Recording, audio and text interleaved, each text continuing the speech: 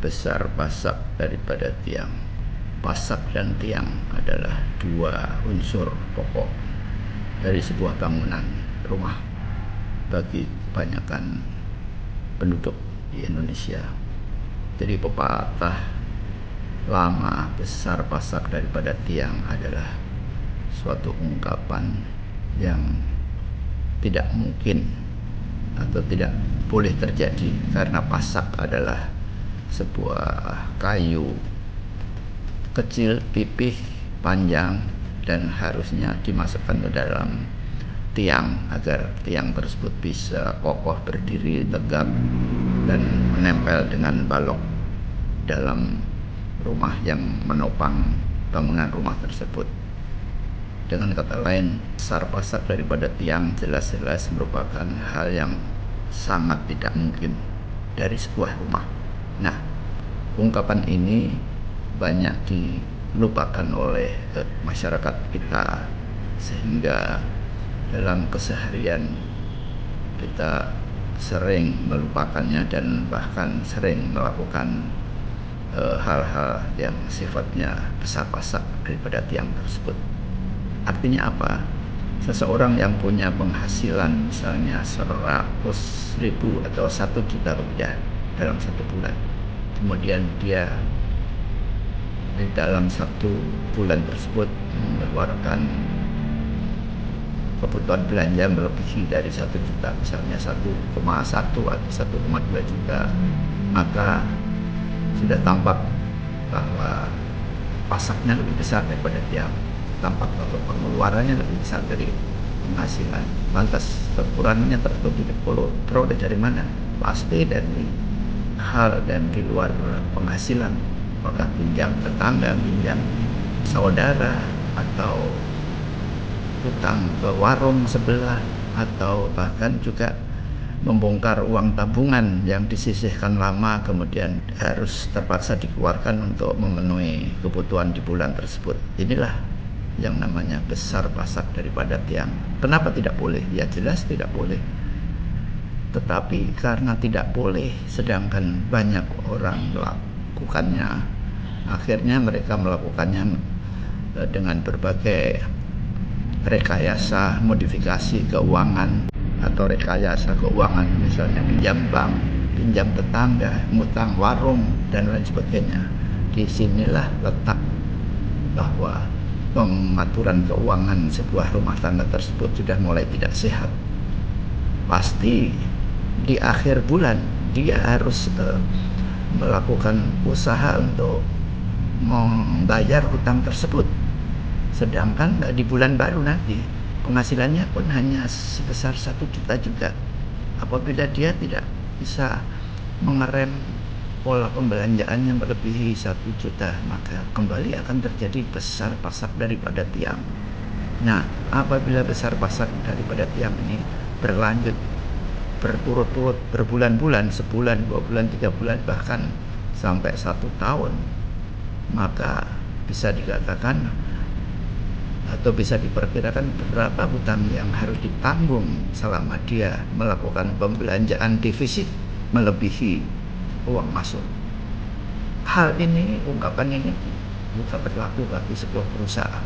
Perusahaan yang baik adalah suatu perusahaan yang setiap bulan atau setiap tahunnya ada surplus keuangan. Artinya uang yang masuk dan uang yang keluar, terjadi kelebihan uang masuk, sehingga yang misalnya yang uang masuk 1 miliar dalam 1 bulan, kemudian pengeluarannya hanya 700 juta atau 500 juta, maka ada surplus 500 juta setiap bulan. Nah, ini adalah perusahaan yang sehat. Tetapi kalau perusahaan yang tidak sehat, dalam 1 bulan dia pengeluarannya 1 miliar, tetapi kemudian uang masuk hasil penjualan produk yang dijualnya tidak sampai 1 miliar, bahkan hanya setengahnya. Di sini juga terjadi defisit. Nah, defisit ini dalam jangka pendek 1 bulan, 2 bulan memang bisa disiasati dengan rekayasa keuangan yang memang banyak dipelajari para pakar-pakar keuangan, termasuk juga pinjam bank atau menggadaikan aset dan lain sebagainya, atau negosiasi dengan buyer untuk mendapatkan supplier kredit dan lain sebagainya.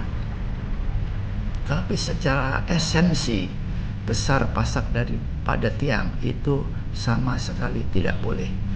Apabila hal tersebut terjadi berulang-ulang, baik itu keuangan rumah tangga ataupun keuangan pribadi, misalnya seorang mahasiswa yang sekolah, yang sedang kuliah, mendapat uang saku dan uang kebutuhan belanja dari orang tua, misalnya berapa, misalnya 2 juta atau berapa, sesuai dengan kiriman uang orang tua, namun dia di dalam 1 bulan tersebut membelanjakan melebihi uang yang dikirim dari daerah misalnya, maka bisa dikatakan sang mahasiswa tersebut menjalankan pola hidup besar pasak daripada tiang, dan pada saat berikutnya pasti terjadi kerepotan, pasti terjadi hal-hal yang sangat membuat pusing sang mahasiswa. Artinya besar pasak daripada tiang ini adalah sesuatu hal yang memang esensial banget, sangat penting.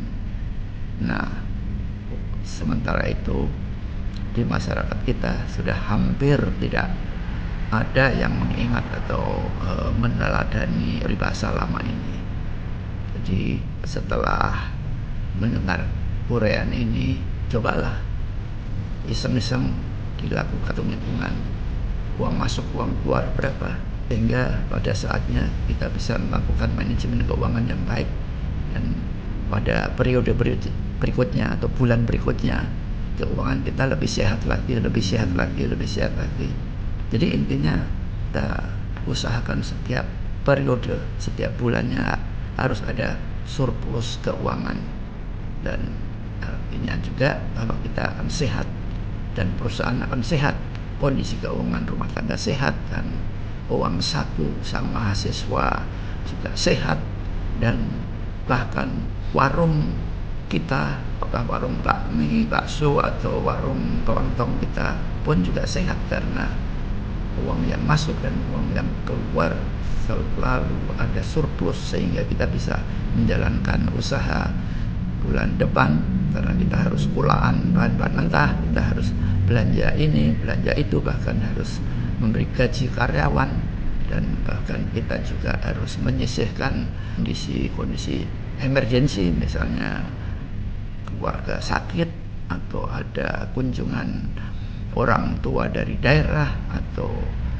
ya kebutuhan emergensi lainnya, termasuk misalnya kendaraan bermotor, apakah mobil ataukah motor kita rusak harus masuk bengkel, harus ada anggaran untuk menghadapi situasi emergensi tersebut.